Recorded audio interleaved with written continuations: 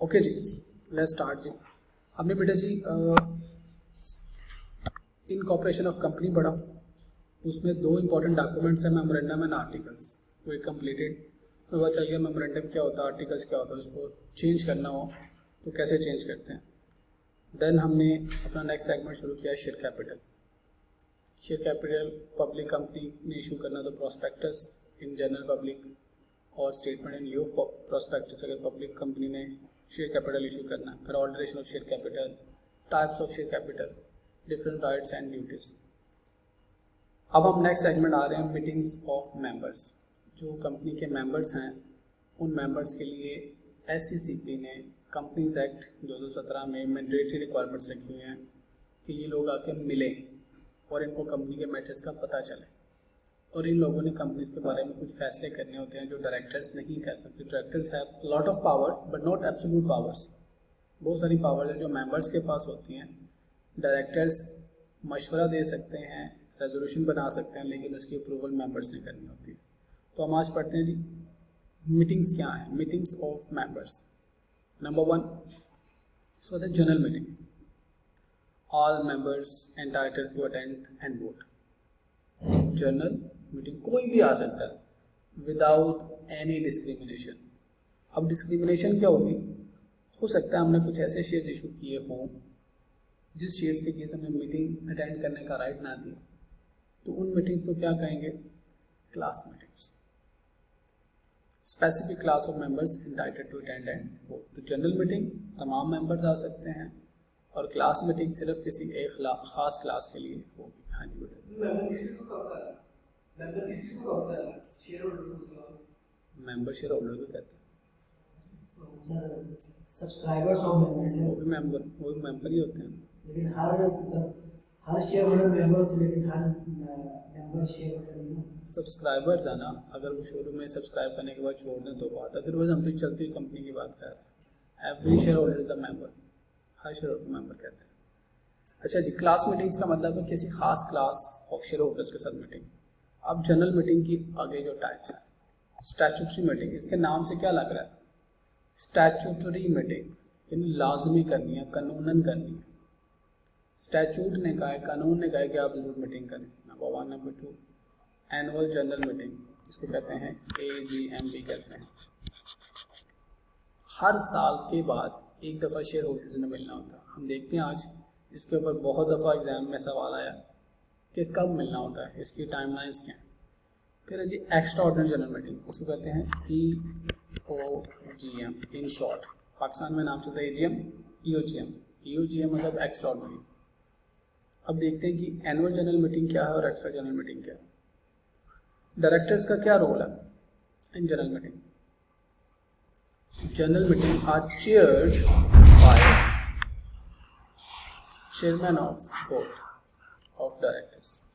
जो board of directors के chairman है, बेसिकली वो इसको क्या करेंगे, चेयर करेंगे। चेयर करने का मतलब जो मीटिंग को कंडक्ट कर रहे होते हैं, मीटिंग को लीड कर रहे होते हैं, जो मास्टर ऑफ द इवेंट होते हैं, जिनकी मंशा पे, मंशा में जिनकी विलिंगनेस पे, जिनकी मर्जी पे, जिनकी ख्वाहिश पे, डिज़ायर पे तमाम मीटिंग्स के एजेंडाज को 1 बाय 1 डिस्कस किया जाता होता है। बोलते हैं जी अब ये एजेंडा डिस्कस करें, जी किसी ने कोई बात कहनी है, जी आप बताइए, आप बताइए। यानी the person who is having absolute right to conduct the meeting. तो वो मीटिंग में क्या होते हैं, chairman of the board is chairing the meeting. यानी वो जैसे राउंड लॉन्ग टेबल लगा हो ना, सारे साइडों में बैठे हो, तो एक बंदा जिस तरह मैं बैठा हूँ इस तरह से बैठा हुआ है, जो सारी मीटिंग को चेयर कर रहा है, जिसने डायरेक्शन देने होते हैं, अब ये वाला एजेंडा आइटम, अब ये वाला, हाँ जी आप कुछ कहना चाहते हैं, हाँ जी आप वोटिंग करें। तो जो उसको लीड कर रहा होता है वो कौन होगा, जनरल मीटिंग को लीड कर रहे होंगे chairman of board of directors. And other directors also attend, बाकी डायरेक्टर्स ने भी अटेंड करनी होती है ताकि उनको पता चले मेंबर्स ने क्या फैसला किया। However, directors do not have the right to vote the general meeting.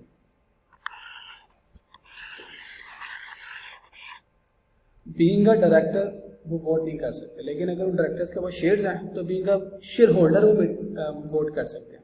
कहता है however the directors do not have right to vote at a general meeting unless they are also members of the company। यहाँ से ये पता चला कि जो directors हैं वो दो तरह के होते हैं, मेंबर भी हो सकते हैं, नॉन मेंबर्स भी हो सकते हैं। जो नॉन मेंबर हैं वो वोट नहीं कर सकते क्योंकि उनके पास शेयर होल्डिंग नहीं है। मेंबर हैं तो दे आर शेयर होल्डर, तो as a shareholder they can vote. ये पूछना चाह रही थी।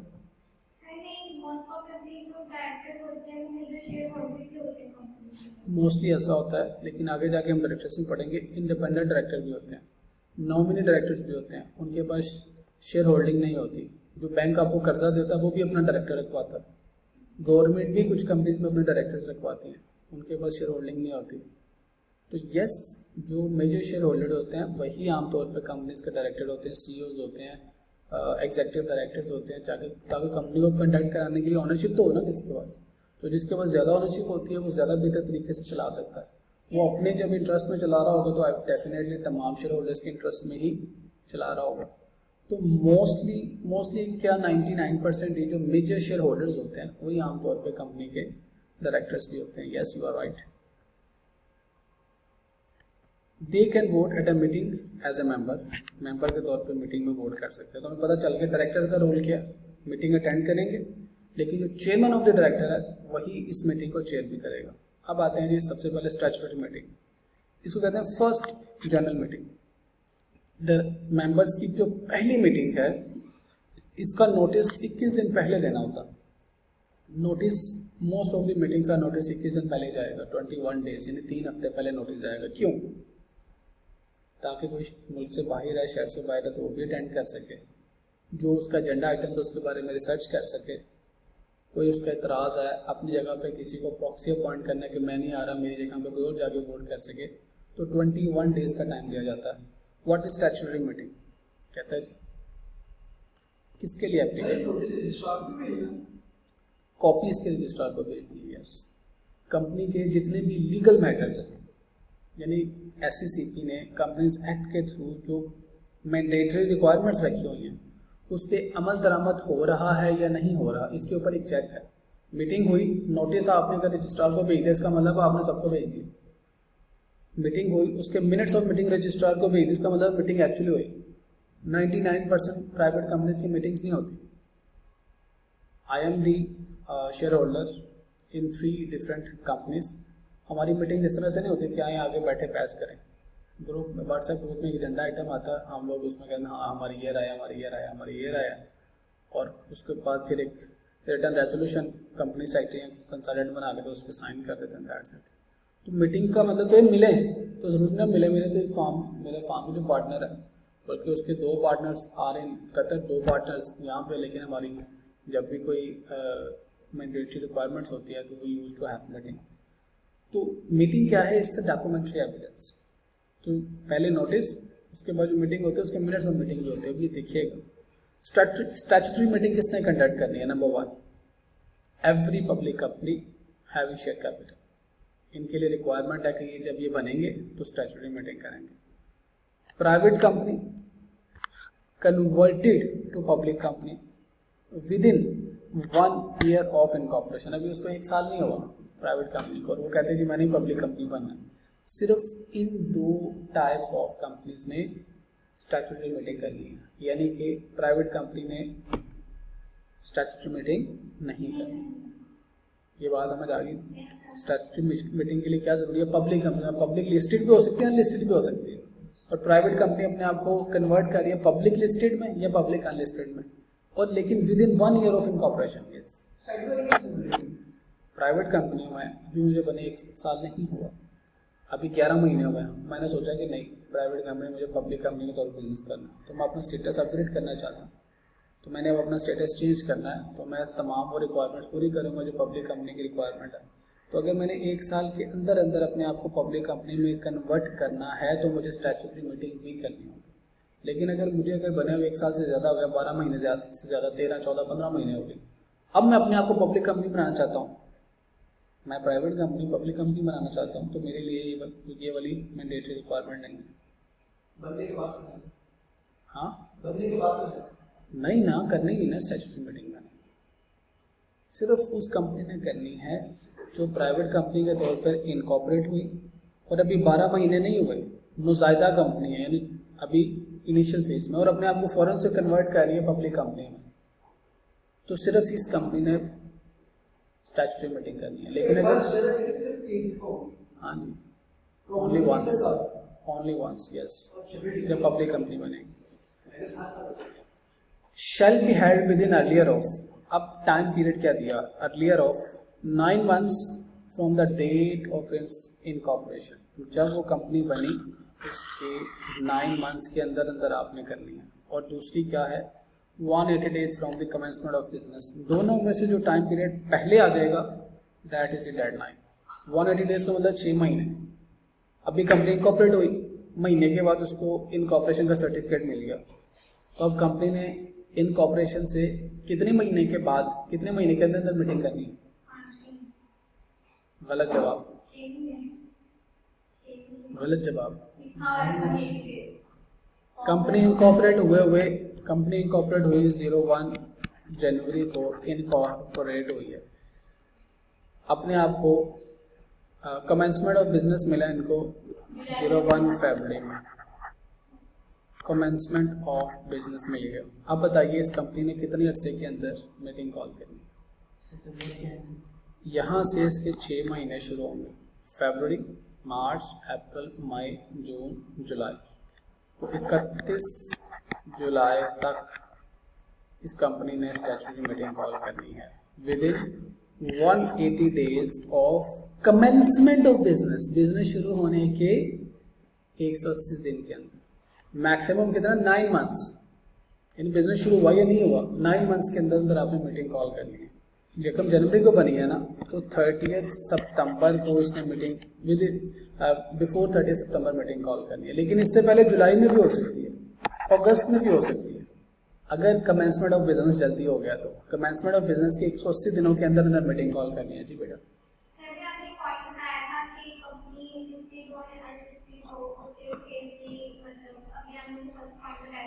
पब्लिक कंपनी,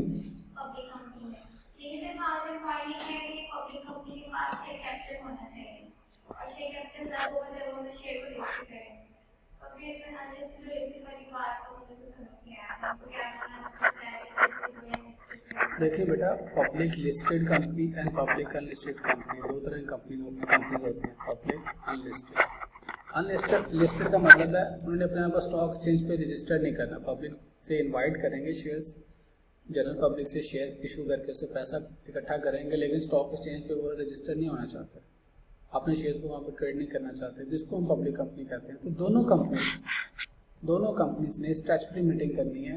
अब यहाँ पे तो कहीं लिखा हुआ कि पब्लिक को शेयर इशू नहीं कर सकते, पब्लिक कंपनी तो होगी तब जब उसने पब्लिक को शेयर इशू किए, तो वो तो हमने शेयर कैपिटल में पढ़ा था before commencement of business, after incorporation, before commencement वो पब्लिक को शेयर इशू कर सकते हैं। तो शेयर इशू करने से इसका कोई ताल्लुक नहीं, ये तो इनकॉर्पोरेशन और कमेंसमेंट ऑफ बिजनेस से इसने टाइम लाइन को डिफाइन किया, इसको लिंक नहीं किया शेयर कैपिटल इशू करने से। लिंक किससे किया बेटा, थोड़ा सा खुला रहने दे, उसने लिंक किया है इसको commencement of business and incorporation of business. तो हमें पता चल गया जी, बिजनेस जब आपकी कंपनी रजिस्टर होगी उसके मैक्सिमम 9 महीने के अंदर अंदर, और अगर आपका कमेंसमेंट ऑफ बिजनेस जल्दी हो गया तो कमेंसमेंट ऑफ बिजनेस से 180 डेज, इन दोनों में से जो टाइम अर्लियर होगा दैट इज योर डेडलाइन, तब तक आपने मीटिंग कॉल करनी है। This is statutory meetings requirement. और कहता है नोट रिक्वायर्ड, अब आपको ये करने की जरूरत नहीं है। If AGM is conducted before statutory meeting, आपने एजीएम पहले कॉल कर ली, पहली एजीएम कभी भी कॉल की जा सकती है। आपका 31 जुलाई इज द अर्लियर टाइम, आपने ये किया 1 जून को एजीएम कॉल कर लिया। जब आपने एजीएम कॉल कर लिया तो कहता है फिर आपको स्टैट्यूटरी मीटिंग करने की जरूरत नहीं। एनुअल जनरल मीटिंग, पहली एनुअल जनरल मीटिंग अभी इसके बाद पढ़ेंगे हम, कभी भी कॉल की जा सकती है। जी बेटा,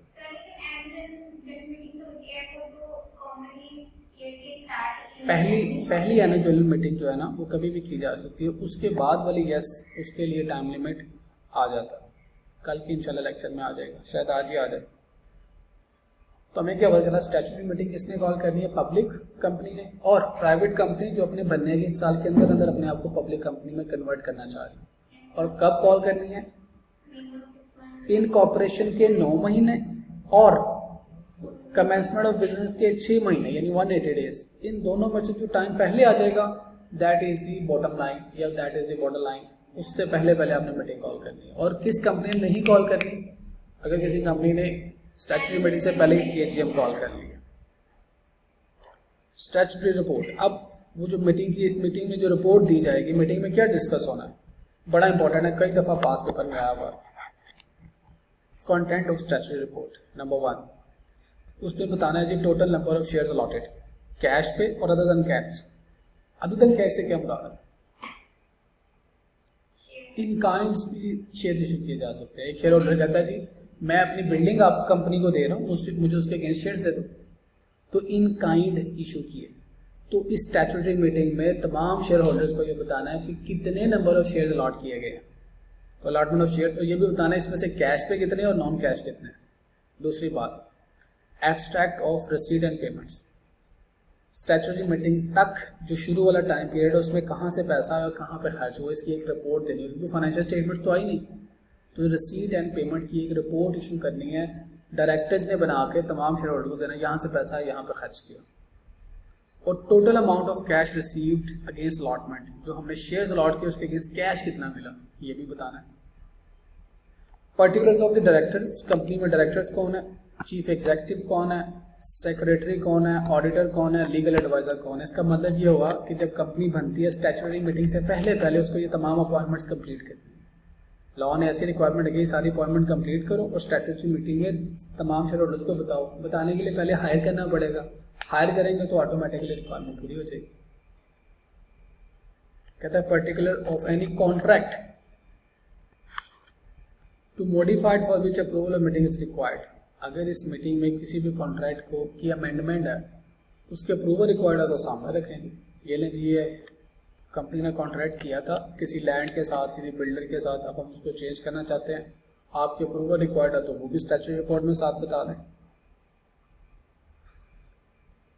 extent to which underwriting contract have been carried. What is mean by underwriting? assurance of subscription। कई ऐसी ऑर्गेनाइजेशंस हैं जो कंपनीज को अश्योर करती हैं कि आप शेयर इशू करें, अगर किसी शेयर होल्डर ने ना खरीदे, पब्लिक ने ना खरीदे, तो हम आपके शेयर्स को खरीद लेंगे, हम आपको अंडर राइटिंग गारंटी दे दें। तो अगर आपने अंडर राइटिंग का एग्रीमेंट किया था तो वो भी यहाँ पे आपने अपने शेयर होल्डर के सामने रखना है कि हमने ये अंडर राइटिंग का इस एक्सटेंट तक 20% तक, 30% तक, 40% तक का अंडर राइटिंग का कॉन्ट्रैक्ट किया हुआ है, यानी ये लोग हमारे शेयर्स खरीदेंगे या किसी को बिकवा के देंगे, इनकी जिम्मेदारी। क्योंकि जब पब्लिक को ऑफर किया जाता है तो मिनिमम सब्सक्रिप्शन का सवाल आता है। अगर पब्लिक को 1 बिलियन शेयर इशू कर रहे हैं तो हो सकता है 80% मिनिमम सब्सक्रिप्शन हो। अगर 1 बिलियन शेयर्स नहीं इशू हुए तो क्या होगा? अगर उससे कम है, मिनिमम इज 80 बिलियन, आपके लोगों ने आपके पास अप्लाई किया 60 बिलियन का, 60 और 80 यानी मिनिमम सब्सक्रिप्शन, इन दोनों के दरमियान में अभी 20 बिलियन का गैप है, वो कौन पूरा करेगा? ये बंदा पूरा करेगा जिसने अंडर राइटिंग एग्रीमेंट किया। इसके लिए वो पैसे लेते हैं और ये शेयर खुद खरीदेंगे या अपने किसी इन्वेस्टर को खरीद के देंगे। तो जिस एक्सटेंट तक आपने अंडर राइटिंग कॉन्ट्रैक्ट किया हुआ वो इसमें शेयर होल्डर के सामने रखें। जी बेटा, कमीशन आ गया। कमीशन और ब्रोकरेज पेड और payable for issue of shares to any director, chief executive और कंपनी सेक्रेटरी। जो अंडर राइटिंग होता है ना, उनको सब्सक्रिप्शन फ़ी मिलती है, जितने परसेंट जितनी अमाउंट उनसे सब्सक्राइब करनी है उसके अगेंस्ट वो आपसे फ़ी चार्ज करते हैं कि हम अंडर राइटिंग एग्रीमेंट कर रहे हैं, हम इतने पैसे चार्ज करेंगे लेकिन आपके शेयर्स इशू हो जाएंगे। यह परसेंटेज होती है ऑफ द शेयर कैपिटल, यहाँ एक फिक्स अमाउंट होती है, यहाँ स्लैब्स बने होते हैं, तो ये लोग इस सर्विस के पैसे चार्ज करते हैं। ठीक है जी। तो कमीशन अगर पे की है, ब्रोकरेज पे की है, ये पेएबल है कहाँ पे? किसी भी डायरेक्टर को, डायरेक्टर ने कहा कि मैं शेयर्स आपको बिकवा देता हूँ, मुझे बताएं कि क्या कमीशन देंगे। डायरेक्टर्स, चीफ एग्जीक्यूटिव और सेक्रेटरी, इन सब ने अगर शेयर्स इशू कराने की कमीशन लिया तो वो भी मेंबर्स के सामने रखो कि ये देखें ये आपके डायरेक्टर्स ने शेयर्स इशू कराए। तो ये है जी पर्टिकुलर्स या कंटेंट जो स्टैट्यूटरी रिपोर्ट में आने हैं। और स्टैट्यूटरी रिपोर्ट क्या है? स्टैट्यूटरी रिपोर्ट से आपकी एक डॉक्यूमेंट्स की हद तक की बना करती है, करनी है मीटिंग, करनी है, हाँ करनी है मीटिंग, लेकिन होती डॉक्यूमेंट्स हैं, डॉक्यूमेंट्स में आमतौर पर डॉक्यूमेंट्स में ही होती है और सारे लोग आते भी नहीं हैं जी।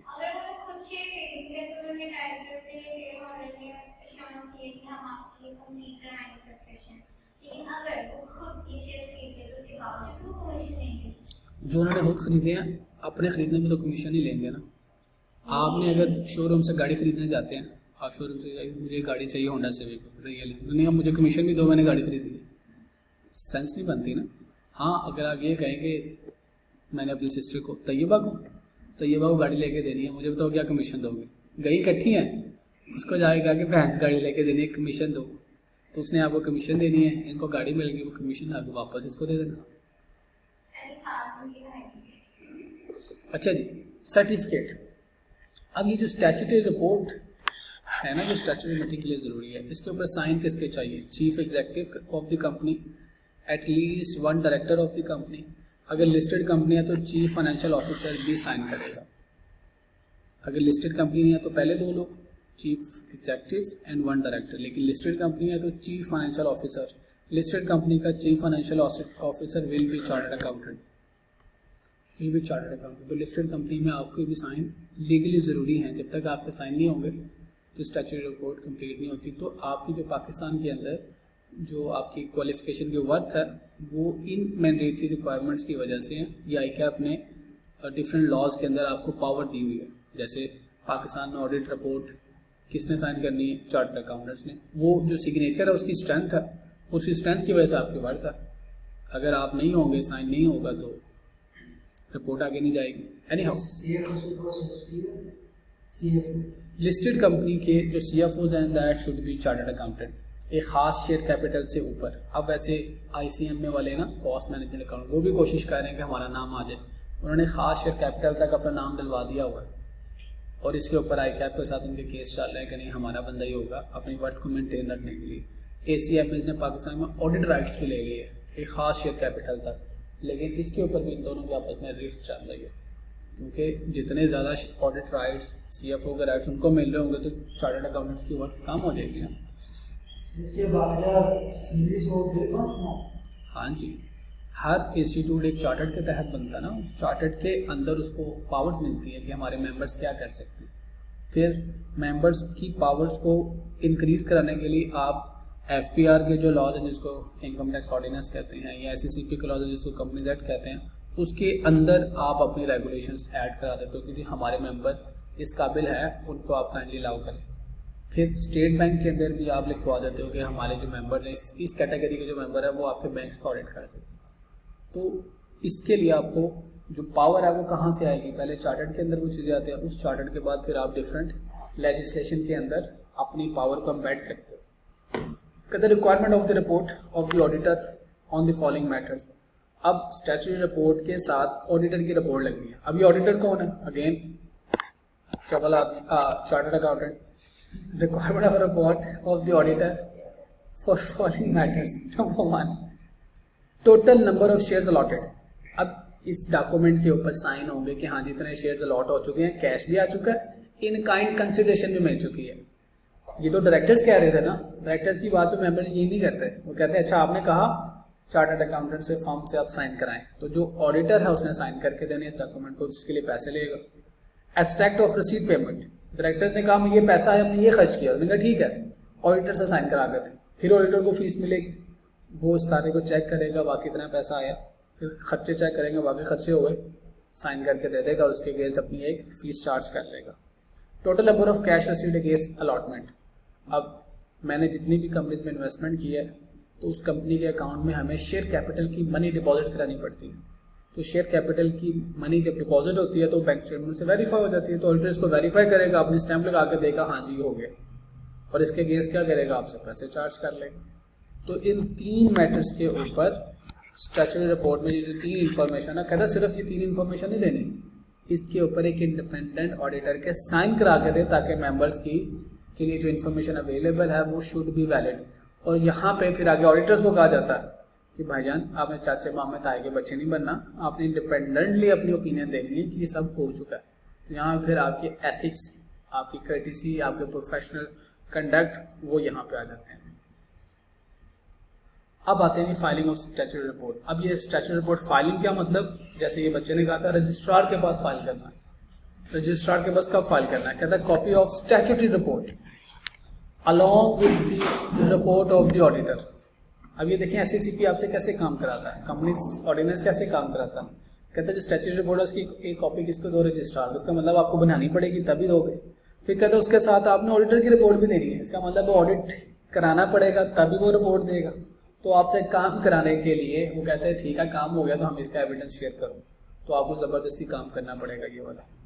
Of the auditor to be delivered to the registrar for registration forthwith immediately after sending the report to the member. जैसे ही आपने मेंबर्स को रिपोर्ट इशू की, अभी मीटिंग नहीं हुई, अभी आपने रिपोर्ट इशू की है, रिपोर्ट के इशू करने के साथ ही उसी कॉपी को आपने फोर्थविथ फौरन किसको सेंड करना है, रजिस्ट्रार।